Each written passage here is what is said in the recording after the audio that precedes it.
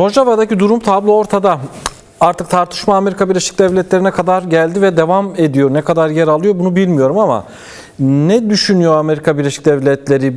Yani Rojava'daki durumla ilgili bu ortaya çıkan durumun neresindedir? Bir, Amerika Birleşik Devletleri. Bir değişiklik bekliyor musun? Amerika Birleşik Devletleri'nin politikasında ne konuşuluyor, neler söyleniyor? İyi akşamlar öncelikle. Amerika çıkarları üzerine kurulu büyük bir şirket gibi çalışıyor. Uzun zamandır böyle.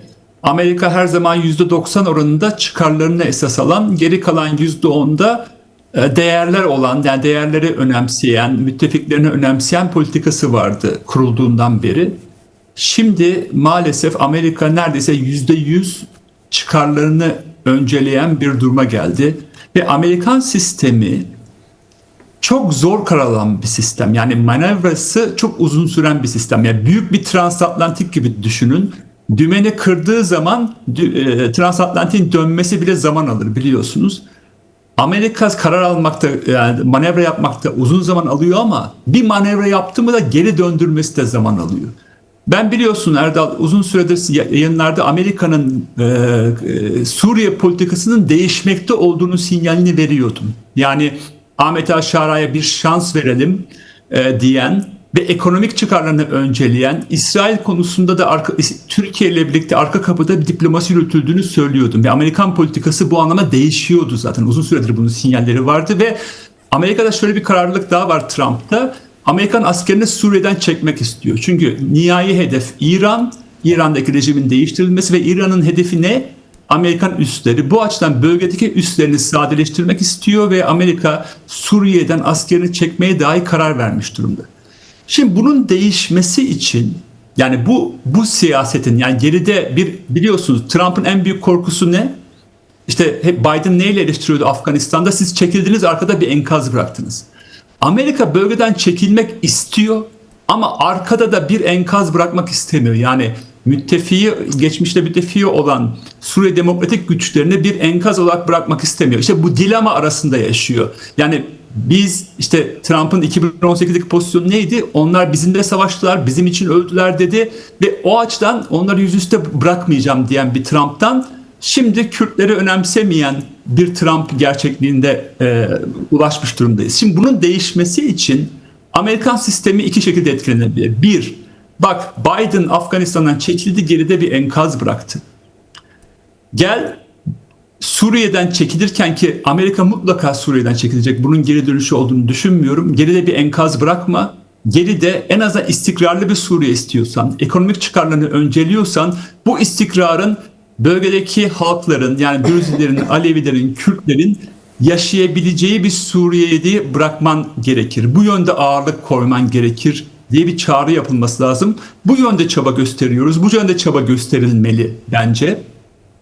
İkinci olarak da sen yalnızca ekonomik çıkarlarını düşünüyorsan yani Türkiye'de, Suriye'de, bölgede Kürt meselesi yalnızca Suriye için önemli değil ki. Kürt meselesi sonuç olarak 4 parça Kürdistan'da 4 ülke için de önemli ve eğer bu bölgenin istikrarını arıyorsan Kürt meselesinin çözümüne dair bir modelin hem Suriye'de hem Türkiye'de uygulanması lazım. Aksi takdirde milyonlarca Kürt şu anda ayakta ve yeniden sonuç olarak 100 yılı aşkın süredir defalarca sonuç olarak felaketlere maruz kalmış bir halk şu anda ayakta ve haklarını arıyor.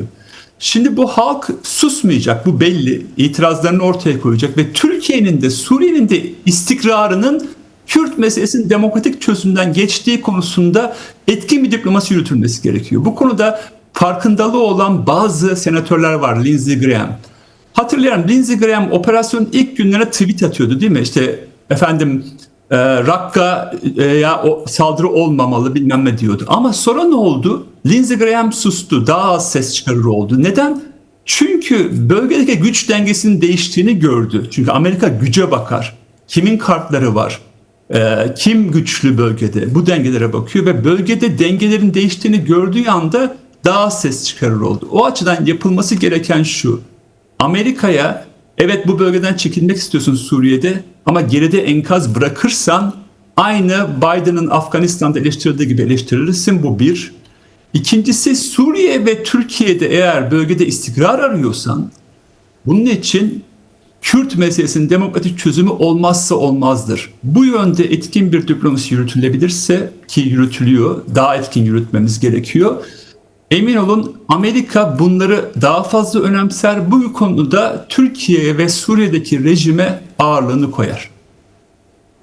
Bir yerde duracak mı bu? Yani bu konudaki öngörün ne? İşte kaynakların ne diyor? Görüştüğün kongre üyeleri, senatörler ne diyor? Yani şu anda bir siyasi çözüm de aranıyor ama güven duyulmuyor geçici Şam hükümetine. Dolayısıyla direksiyonda da Ankara var. Birkaç cümleyle de bunu yorumlayabilir misin? Yani beklentin ne? Öngörün ne? Elbette Erdal. Bakın ben açıkça söyleyeyim. Amerikan sistemi yeniden şunu söylüyorum. Kamuoyunu çok önemser. Trump istediği kadar her şeye para gözüyle bakıyor olarak düşündü ama kamuoyunu çok önemser.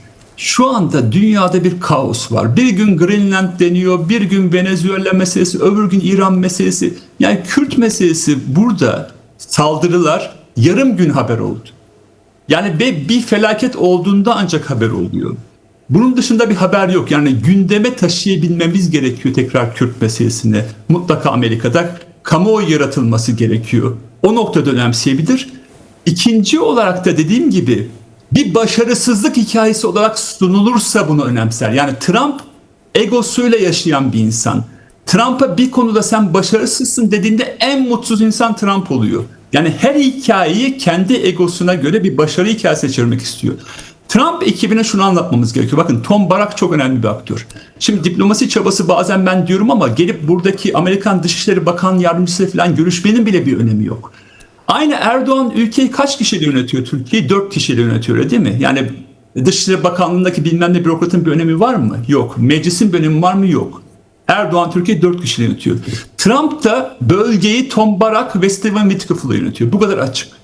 Bu iki insana Tom Barak ki Türkiye'nin büyükelçisi, mutlaka Türkiye'deki arkadaşlarımızın, yoldaşlarımızın bu insana ulaşıp eğer Türkiye'nin istikrarını istiyorsan, eğer Suriye'nin istikrarını istiyorsan şu yoldan yürümelisin diye ikna edilmesi lazım. Mutlaka Peki. Türkiye'deki yoldaşlarımızın bunu yapması lazım. İkinci olarak da Amerikan sisteminde Steve Witkoff'a mutlaka ulaşıp bölgedeki istikrar istiyorsan, bir model istiyorsan Kürt meselesinin demokratik çözümü şu yoldan olur diye anlatmak gerekiyor. Artı Amerikan kamuoyunda bunu gündeme taşıyıp hem senatoda hem kongrede etkin diplomasi yapmak gerekiyor. Bunu yapabildiğimiz zaman Amerikan sistemini en azından Kürt halkının yeni bir felaketle karşılaşmaması yönünde motive edilebilir ve bu yönde Amerika Türkiye'ye ve Suriye'ye Şam'a ağırlığını koyabilir ve sonuç alır. Yani ironik olarak söylüyorum, şu anda Türkiye ve Suriye'yi durdurabilecek tek güç, hani şu anda pek çok Kürt yoldaşım Amerika'ya çok kızgın ama Türkiye ve Suriye'yi durdurabilecek tek güç yeniden Amerika. Amerika şu anda yol verdiği için, İsrail yol verdiği için Türkiye ve Suriye'deki rejim bu kadar maksimalist davranıyor.